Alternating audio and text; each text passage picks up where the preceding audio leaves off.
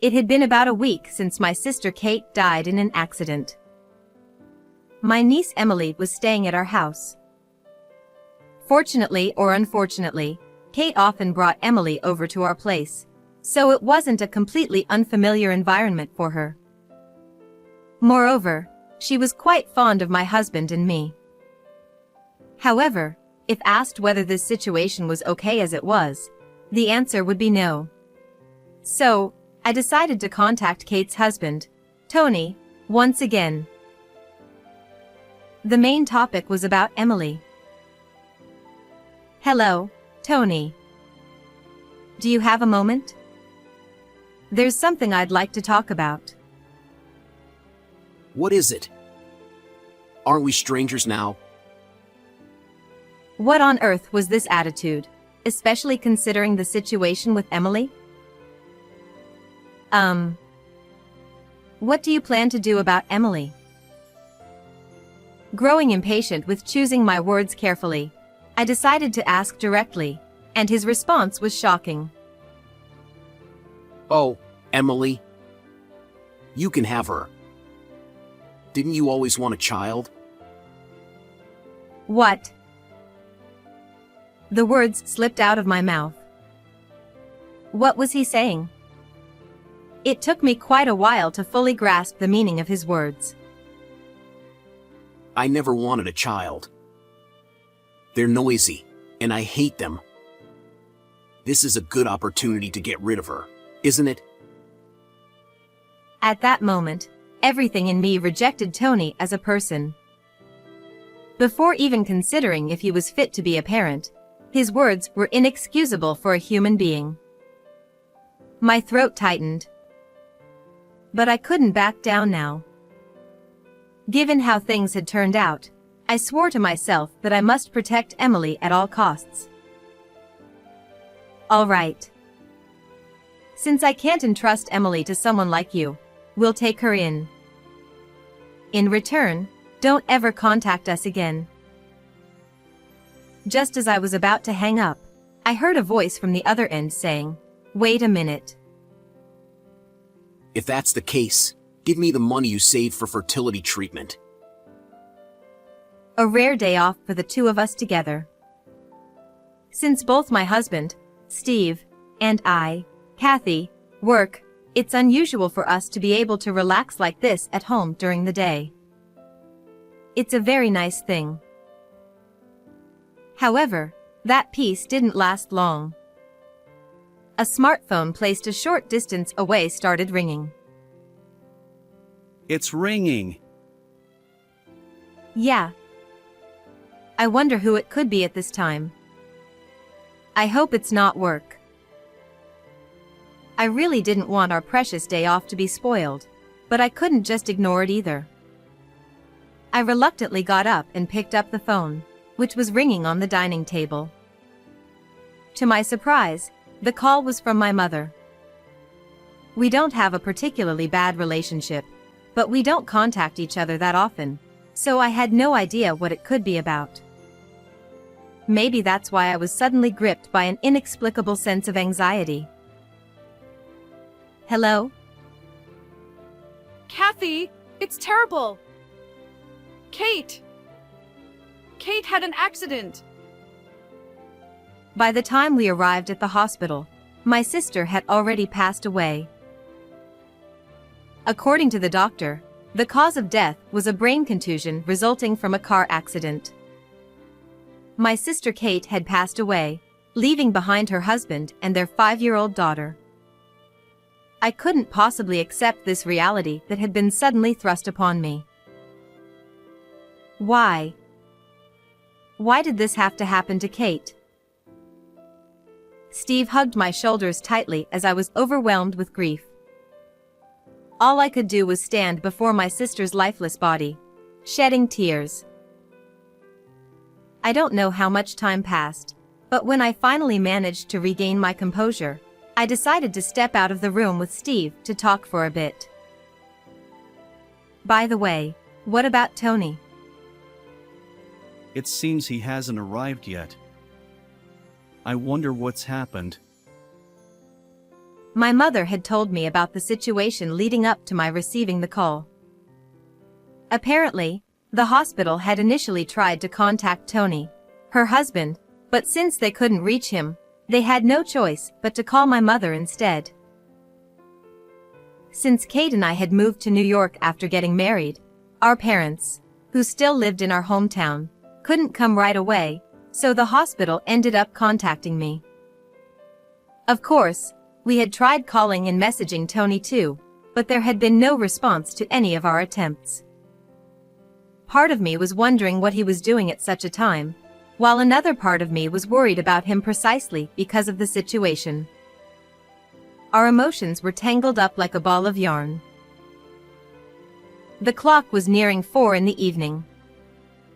Kate's daughter, Emily, our niece, was still at kindergarten, and someone needed to pick her up. As we were discussing this, Steve volunteered. I'll go. In the meantime, take care of Kate. He must have been grieving the loss of his sister-in-law too. Yet, even in such a situation, Steve remained dependable and considerate.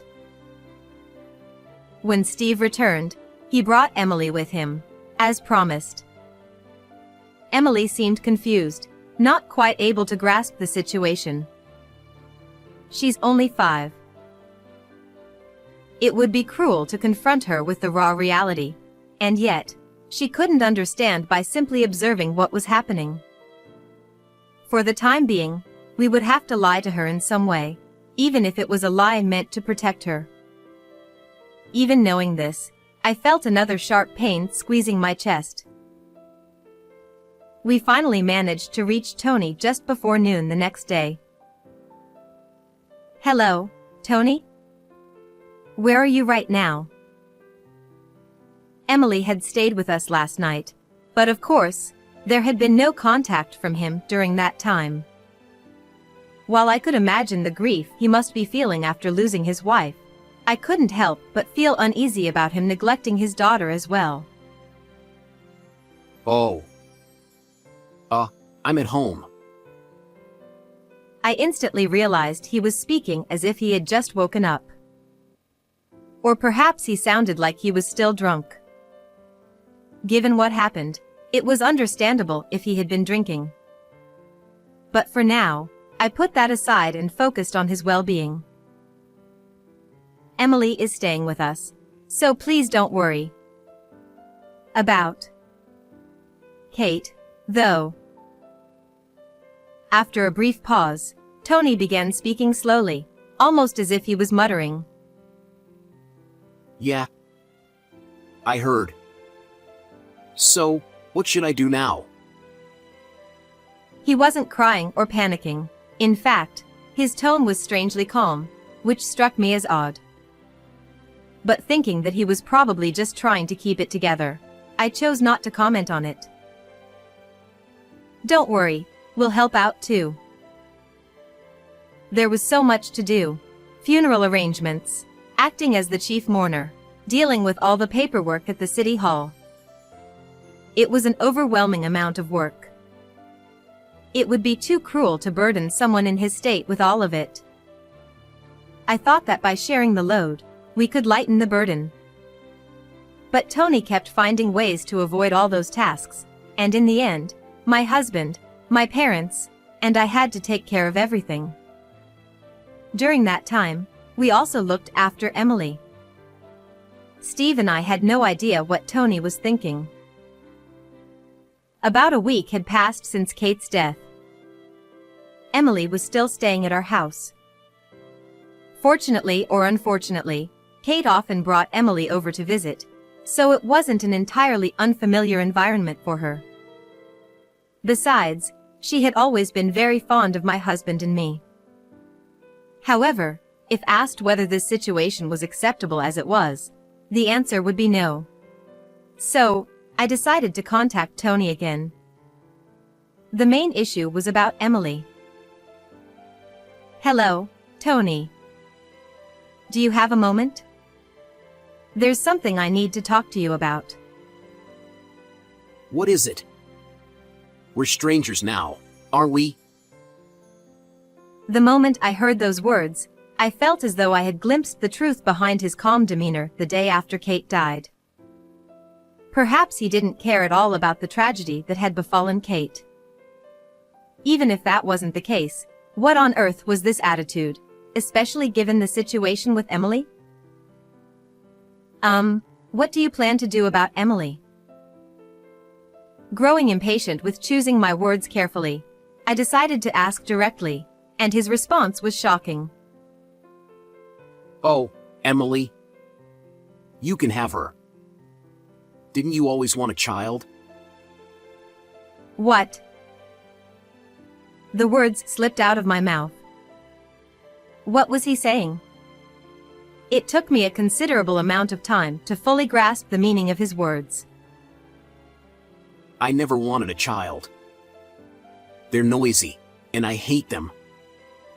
It's a good chance to get rid of her, isn't it? Do you even realize what you're saying? Were you listening?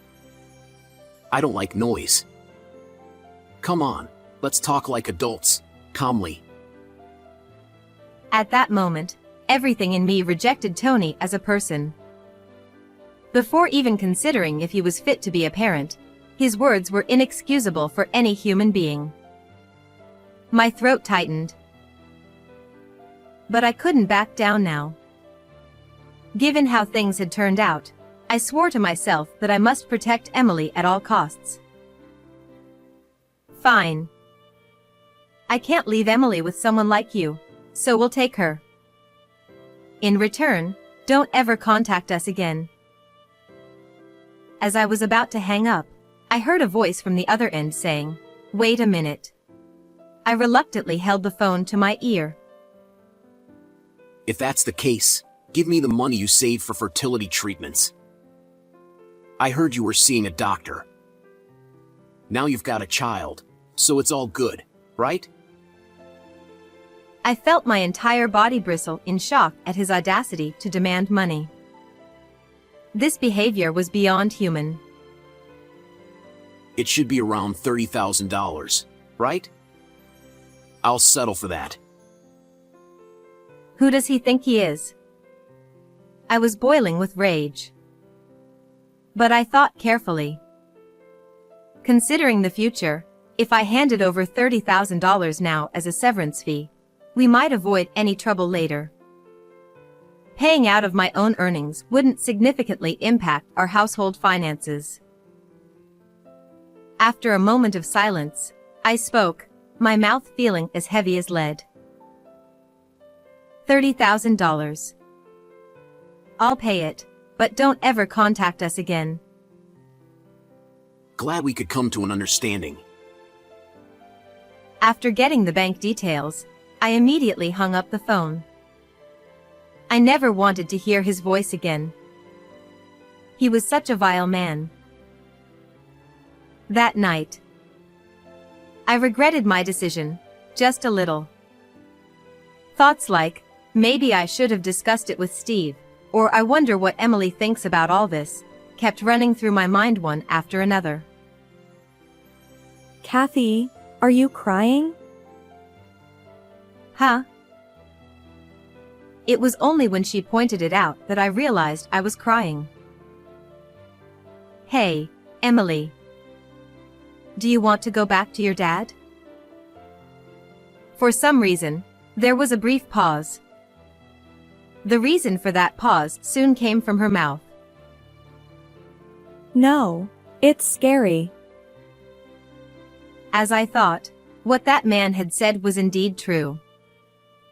I asked Emily, driven by the moment. Would you like to live with us from now on? Emily didn't smile, but she answered with a soft yes, her face looking a little gentler. Time flies. Over 10 years have passed since Emily came to live with us, and she has now somehow become a high school student. Perhaps she got used to us quickly because she started calling us Dad and Mom. Of course, we've talked to her about her real mother. Still, The fact that she calls us that is likely due to her strong and resilient nature. There has been one other change. About a year ago, Steve was assigned to a position overseas, so he is not at home now. Steve always keeps us in his thoughts, and he makes sure to contact us at least once every week, so I feel reassured in many ways. Because of that, it's just Emily and me living together quietly and peacefully now. One morning, Emily had already gone to school, and I was busy with housework when I received a phone call.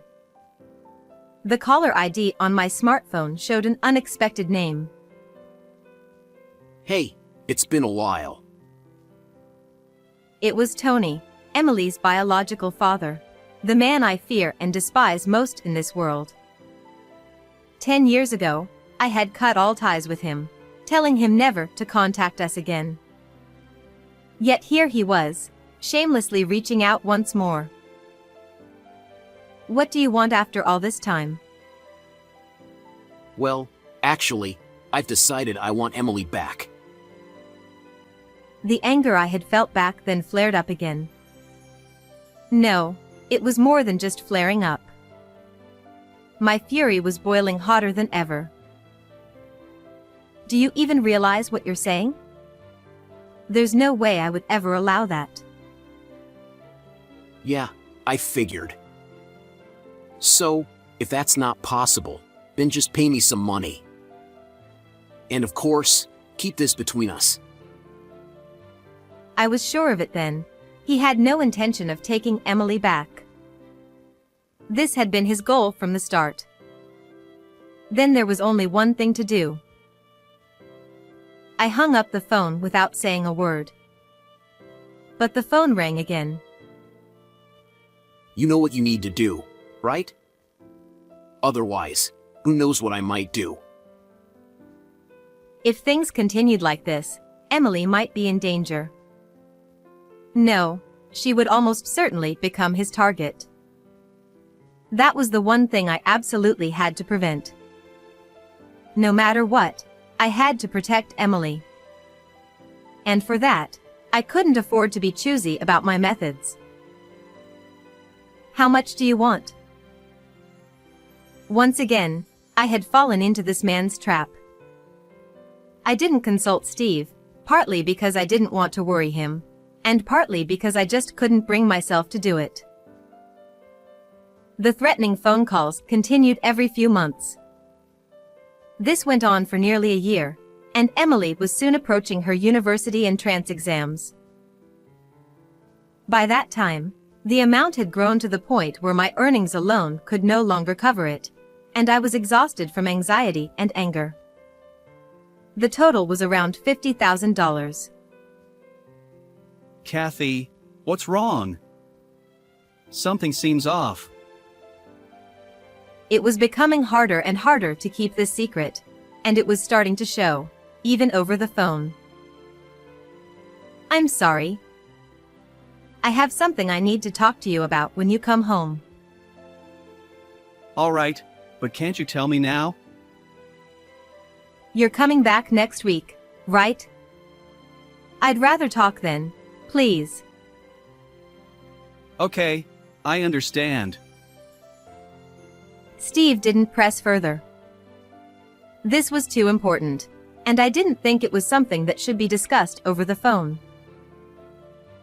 The following week, as soon as Steve returned home, I confessed everything. I told him that Tony had contacted me again, that he had been extorting money using Emily as leverage, that the amount had become an absurdly large sum, and that I had kept quiet until now because I couldn't bring myself to say it. I'm so sorry. I never meant for this to happen. A deep feeling of remorse welled up from the bottom of my heart. Tears flowed and fell along with those words. If what you're saying is true, I wish you had told me from the very beginning. But don't worry. It's not your fault, Kathy. I'll handle this from here on out.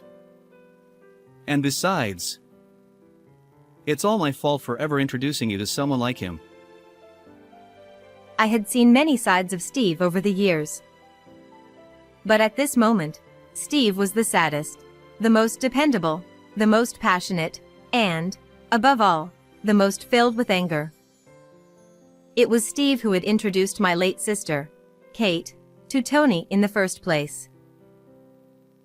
Steve and Tony had originally been senior and junior members of the same university club, and he was the one who introduced my sister to Tony.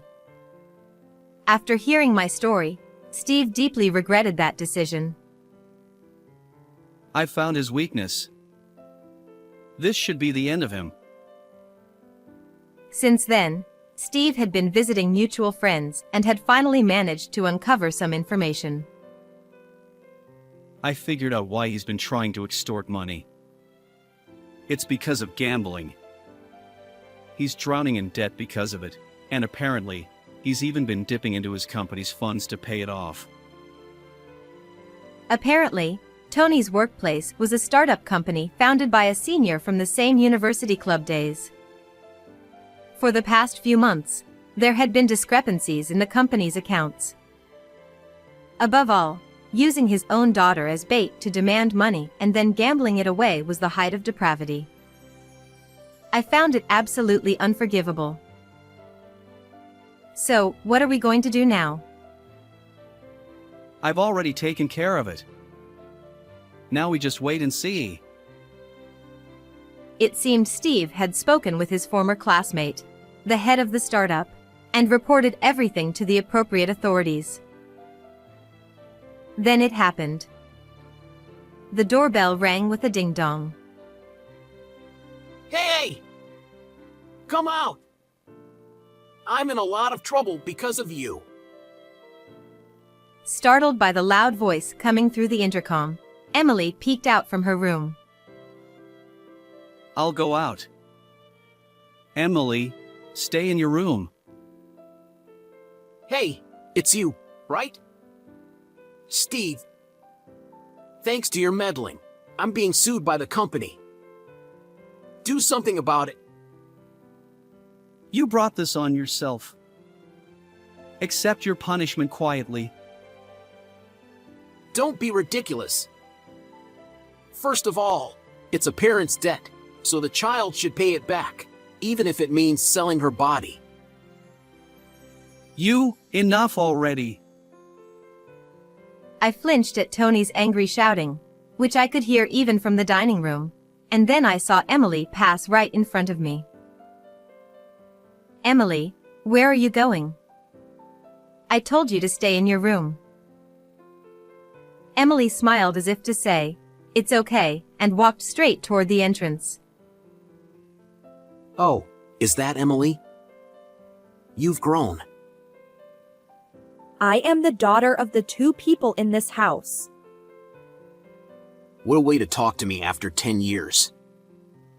But unfortunately, you're still my daughter. The unfortunate one is you. In this country, once you turn 14, you can choose your own parents. I'm 17 now. So, I decide who my parents are. And I have never, not even once, thought of you as my father. If you continue to harm my parents, I will sue you for child abandonment. Emily spoke in a single breath. Steve and I, who had followed Emily, were overwhelmed by her words. Emily had done her research and was confronting her biological father with an unyielding attitude, one we had never seen before. I could only imagine what kind of fear lay behind that courage. Hey, acting all grown up, huh? Fine, fine. I'll leave for today. To me, his voice sounded slightly shaky. He must have been caught off guard by such an unexpected blow. With those words, Tony turned on his heel and left. I'm surprised. I didn't know you were studying that much. I was so surprised that I shivered. I had never imagined that the day would come when the daughter I thought I was protecting would end up protecting us. I'm so surprised too. Thank you, Emily.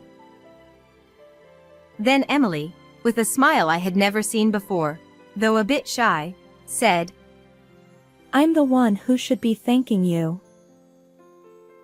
She continued, If things had gone differently, when Mom passed away, I would have ended up with him. Just imagining that life is terrifying. But you two took me in and raised me. I've always been grateful, and I will always be grateful. So, thank you. My vision blurred with tears. I couldn't clearly see my dear daughter's face. Even so, I hugged Emily tightly, as hard as I could. And, you know, I had a feeling that Mom was being threatened by him. I also knew Dad was looking into things. So I thought I had to do something. From now on, I want to be able to protect both of you. That's why I studied so hard. I want to become a lawyer in the future. Thank you. If that's your dream, we'll support you with everything we've got. But remember this, live your life for yourself, not for us. That's right.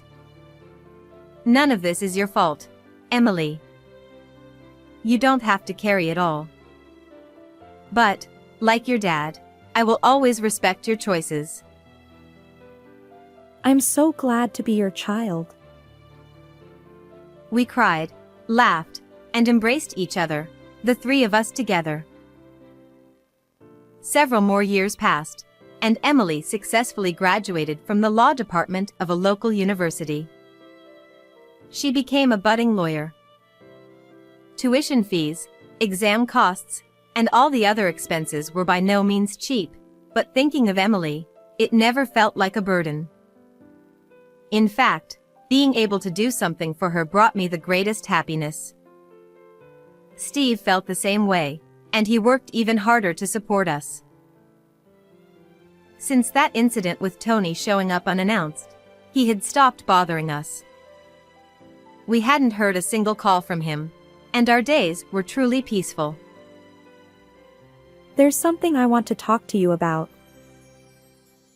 Soon after Emily started working at a law firm, she told Steve and me that she wanted to discuss something with us. A bit anxious about what it might be, we sat down at the dining table. I'm thinking of pressing charges against him. By him, she likely meant Tony. But I wondered if it was even possible to file a lawsuit after nearly 20 years had passed. Can you even do that? It's been so long. I can. And if it goes well, we might even be able to recover the money you gave him, Mom. I'm not sure we really understand, but do whatever you feel is right, Emily. He's a man who deserves to be sued, after all.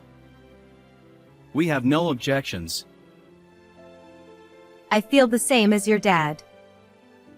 But don't worry about the money, okay? Don't push yourself too hard. Got it. The court proceedings began, and the cases were resolved in no time. In both the civil lawsuit over child abandonment and the criminal case for extortion against me, the outcome was predictable. We won. Tony was ordered to pay damages. The total amount was approximately $80,000, far exceeding the money he had once extorted from me. However, Tony, who had already been drowning in debt, had no way of paying such a large sum immediately, and he was finally forced to declare bankruptcy. When all the court proceedings wrapped up smoothly, Tony, whom I saw for the first time in years, looked drastically worn out. Emily, Don't ever show your face again.